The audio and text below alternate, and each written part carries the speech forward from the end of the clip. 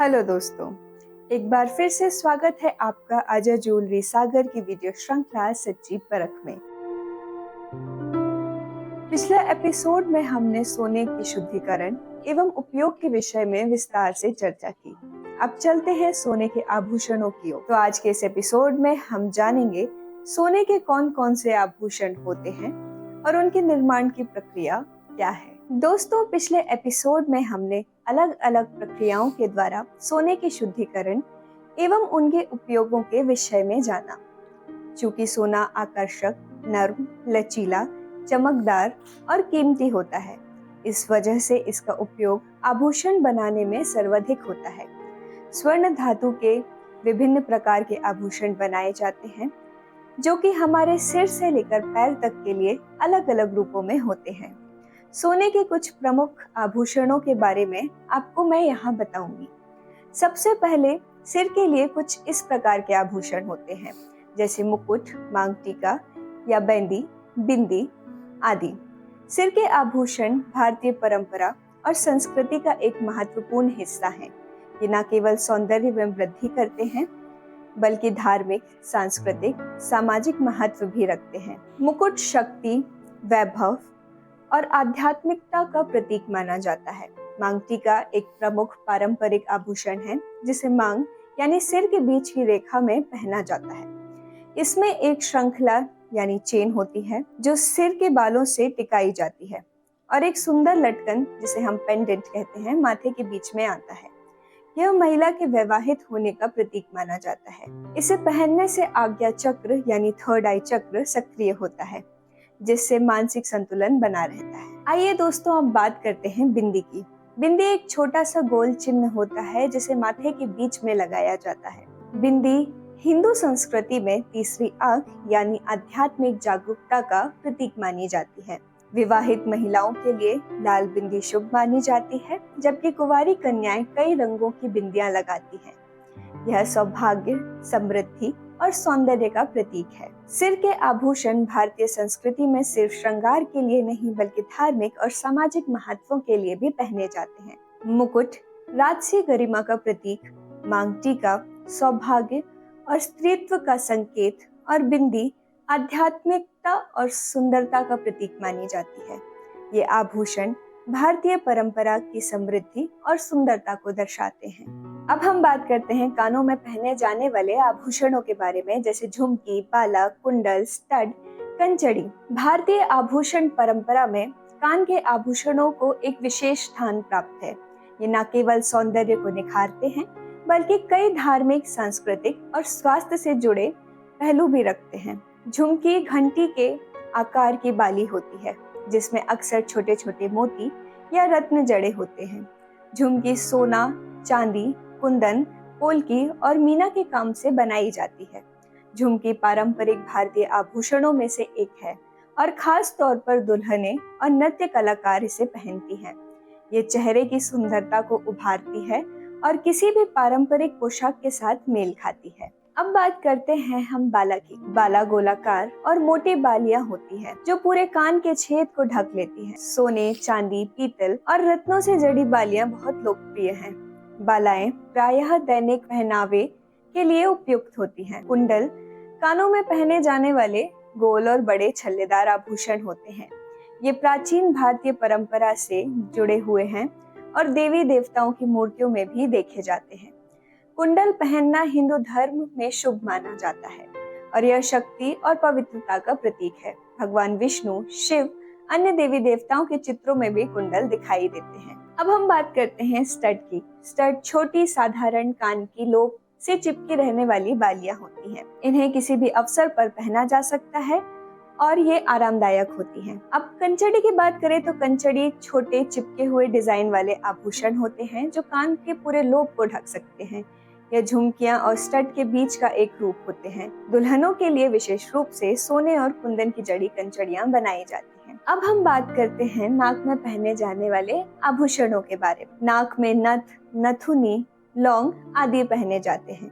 भारतीय संस्कृति में नाक के आभूषण, जिसे हम नूस ज्वेलरी कहते हैं, को सुंदरता और पारंपरिक पहचान का प्रतीक माना जाता है। यह न केवल महिलाओं के सौंदर्य में वृद्धि करता है, बल्कि इसका आयुर्वेदिक और सांस्कृतिक महत्व भी है। नथ एक बड़ा गोलाकार आभूषण होता है जिसे नाक में पहना जाता है। इसमें सोना, चांदी, रत्न, मोती या कुंदन की सजावट होती है। इसे आमतौर पर शादी, विवाह और विशेष अवसरों पर पहना जाता है। कई डिजाइनों में यह एक चेन के साथ कान से भी जुड़ा होता है। नथ शादीशुदा महिलाओं के लिए शुभ मानी जाती है। इसे पहनने से आकर्षण और राजसी अंदाज झलकता है। यह भारत के विभिन्न राज्यों में अलग अलग डिजाइनों में प्रचलित है, जैसे कि मराठी नथ, राजस्थानी नथ, पहाड़ी नथ आदि। अब हम बात करते हैं नथुनी। नथुनी नथ का ही एक छोटा और हल्का रूप होती है। यह साधारण डिजाइन का होता है और इसे दैनिक उपयोग में पहना जा सकता है। छोटे छल्ले यानी रिंग या हल्के डिजाइन में यह सोना, चांदी या हीरे से बनाया जाता है। यह दुल्हनों के अलावा आम महिलाएं भी पहन सकती है। यह पारंपरिक होने के साथ साथ आरामदायक और हल्का होता है, जिससे यह रोज पहना जा सकता है। अब हम बात करते हैं लौंग की। लौंग एक छोटा सुंदर स्टड होता है जिसे नाक के एक तरफ पहना जाता है। यह आमतौर पर सोने, चांदी और कीमती रत्नों से बना होता है। यह आकार में छोटा और हल्का होता है, जिससे यह आधुनिक और पारंपरिक दोनों लुक में मेल खाता है। लौंग शादीशुदा और अविवाहित दोनों महिलाएं पहन सकती हैं। यह नाक की सुंदरता को बढ़ाता है और यह त्योहारों और विशेष अवसरों के लिए एक उत्तम विकल्प होता है। भारत के कई हिस्सों में जैसे उत्तर प्रदेश, बिहार, बंगाल में लौंग बहुत लोकप्रिय है। आयुर्वेद के अनुसार नाक में छेद करवाने से मासिक धर्म की समस्याएं कम होती हैं और प्रजनन स्वास्थ्य सुधरता है। नथ और लौंग पहनने से एक्यूप्रेशर पॉइंट्स पर दबाव पड़ता है, जिससे मानसिक संतुलन बना रहता है। यह भारतीय विवाह संस्कार में एक महत्वपूर्ण हिस्सा है, विशेष रूप से उत्तर भारत, महाराष्ट्र, बंगाल और राजस्थान में। अब हम बात करते हैं गले में पहने जाने वाले आभूषणों के बारे में। गले में चेन, हार, मंगलसूत्र, चोकर, माला, ताबीज आदि पहने जाते हैं। चेन हम बात करें तो एक पतली, हल्की, लचीली धातु से बनी हुई होती है जो सोना, चांदी, प्लैटिनम की हो सकती है। यह साधारण डिजाइन में होती है और रोजाना पहनी जा सकती है। चेन में अक्सर लॉकेट यानी पेंडेंट भी डाला जाता है, जिससे यह आकर्षक लगती है। चेन को आमतौर पर रोजमर्रा की जिंदगी में पहना जाता है। यह किसी भी पोशाक के साथ मेल खाती है, इसलिए इसे पुरुष और महिलाएं दोनों। यह धार्मिक प्रतीकों जैसे ओम, क्रॉस, भगवान की मूर्ति या रुद्राक्ष के लॉकेट के साथ पहनी जाती है। बात करें हार की, तो हार एक भारी और भव्य गहना होता है जिसे खास अवसरों पर पहना जाता है। यह आमतौर पर सोना, चांदी, कुंदन, पोल्की और हीरे से बनाया जाता है। दक्षिण भारत में लक्ष्मी हार और कासू माला यानी सोने के सिक्कों से बनी माला बहुत प्रसिद्ध है। अगला जो आभूषण है वो है मंगलसूत्र। मंगलसूत्र एक पवित्र आभूषण होता है जिसे विवाहित महिलाएं पहनती हैं। यह आमतौर पर काले मोतियों और सोने से बना होता है। यह दक्षिण और उत्तर भारत में अलग अलग डिजाइनों में उपलब्ध होता है। मंगलसूत्र विवाह का प्रतीक है और पति की लंबी उम्र के लिए शुभ माना जाता है। मंगलसूत्र न केवल धार्मिक मान्यता रखता है, बल्कि यह दाम्पत्य जीवन में प्रेम और समर्पण का प्रतीक भी है। आयुर्वेद के अनुसार काले मोती नकारात्मक ऊर्जा दूर रखते हैं और मन को शांत रखते हैं। अगला आभूषण है चोकर। चोकर एक छोटा गले से चिपका हुआ हार होता है। यह सोना, चांदी, कुंदन, हीरे और पोल्की से बना हो सकता है। चोकर को पारंपरिक और आधुनिक दोनों तरीकों से डिजाइन किया जाता है। अब बात करते हैं माला की।